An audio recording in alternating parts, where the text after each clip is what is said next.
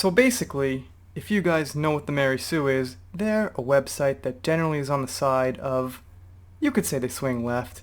They are into diversity and inclusion and things like that, which I am too if it's in the right context, not for the sake of it. But anyway, I want to see what they think of Terminator 6 reviews, and they seem to think that the critics are split on reviews.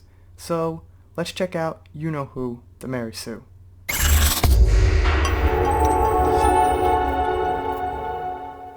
So we're going to dive into it right now. We're going to have some opinions from critics, but also let me try to gauge what the Mary Sue is thinking of this Dark Fate thing. Here we go. Terminator Dark Fate appears to be dividing the critics. With about 40 reviews currently logged over at Rotten Tomatoes, Terminator Dark Fate is at 65% freshness rating, a percentage high enough to keep it fresh for now, but considering that's about a D, if this were a test score, not exactly award-winning. The movie, which features several women in key roles, including the epic return of Linda Hamilton and Sarah Connor, was directed by Deadpool's Tim Miller. It particularly piqued our interest when Miller stated that the movie would piss off sexist internet trolls. Of course it did. This is the kind of crap I'm talking about. Why would it pique someone's interest if you think it's going to piss off people? Well, I guess if you're on the other side of things and you don't want good stories, you don't want things with heart and soul, you want stuff with representation, inclusion, and those kind of words, I guess you would want to see the trolls, quote unquote, get pissed off. But has it pissed off the critics also? Let's see. No one seems to be totally burning this movie to the ground, but some reviews bemoan that Dark Fate sticks to its old rusty formulas, where others counter that it feels fresh. Consensus seems to be that this one is much better than the 2015's Terminator Genesis. Not exactly the hardest bar to clear, however, yeah, that I started watching. I think I got through the whole thing. There was one scene in there where it completely lost me when Emilia Clarke and the dude, I forget who it was, they were completely naked and they got like thrown out onto a highway. Like they dropped down like 6 feet, completely naked. They didn't get a scratch on them, not a drop of blood.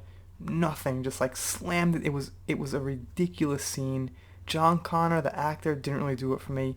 Genesis was terrible, so saying that Dark Fate is better than Genesis is like saying absolutely nothing. And some critics loved it, especially approving of the ladies leading this thing. I heard Danny was kind of boring, but I heard Grace, the female Terminator, was actually pretty good. The female-focused Terminator Dark Fate is a bold step forward for the franchise and one of 2019's best action movie, writes comicbookmovie.com Josh, blah blah blah blah blah. No offense, Josh. Praise for Hamilton's return of Sarah Connor is pretty much universal. Grizzled Sarah Connor calls BS on each compounding plot contrivance, and Linda Hamilton's reactions are great. That doesn't change the fact that she's right, though. A Terminator plot should be better than this, says Peter Topple of Showbiz. Okay, so this guy had a problem with the plot, and I can imagine the plot's probably nothing so special that we haven't seen before. This critic here says Linda Hamilton makes it the best Terminator movie. I'm sure she's good. I got no debate there. I think she's great. She's classic. She's Sarah Connor. I'm sure she's probably the best thing in the movie, her and Arnold. It's just the other details I'm a little worried about. Lindsay Barr from the Associated Press says Terminator Dark Fate is just another bad Terminator movie in a string of bad Terminator movies. Okay, that's pretty straightforward there. Thank you, Lindsay. And Empire Magazine's Helen O'Hara, all women by the way, I guess they're featuring, says easily the third best Terminator film, which is more of a compliment than it sounds. Clarence Logery, writing The Independent, seems to summarize a good many of reviews like this. Perfectly fine, at times it's even quite good. Okay, perfectly fine, even quite good. Great review, Clarence, okay. I'm bad at saying names, it's like midnight here. You can get your fill of these assorted reviews over Rotten Tomatoes right now, however, the reactions seem to range from impressed and psyched all the way down to meh. Okay, I embellished on what she said there a little bit. But most people have some nice things to say about the movie. I'm ready to see it for Linda Hamilton in action alone. Alright, yeah, like I said, I got no complaints about Linda Hamilton. It's just for me, I think the whole main storyline probably just will be another kind of regurgitated thing where they're placing 2019 agenda in the movie, but who knows? I'm not gonna boycott. Nothing like that. You know, go see it. You're a Terminator fan. I'll probably have a review up on this channel when it comes out by, someone who's a fan of the franchise, and that's all good. I'm passionate about Star Wars mostly and how those characters are. Terminator I really love as a franchise.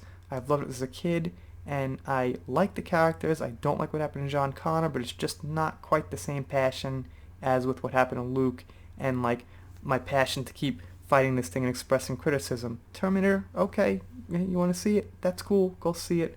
I'm not boycotting, nothing crazy like that. Go see it, please. Drop me your opinion here. That'd be cool. Anyway, doing shoutouts, special thanks, things like that. My Wi-Fi is like messed up. I usually do shoutouts on my cell phone, but I can't right now, so see you next time. Sorry.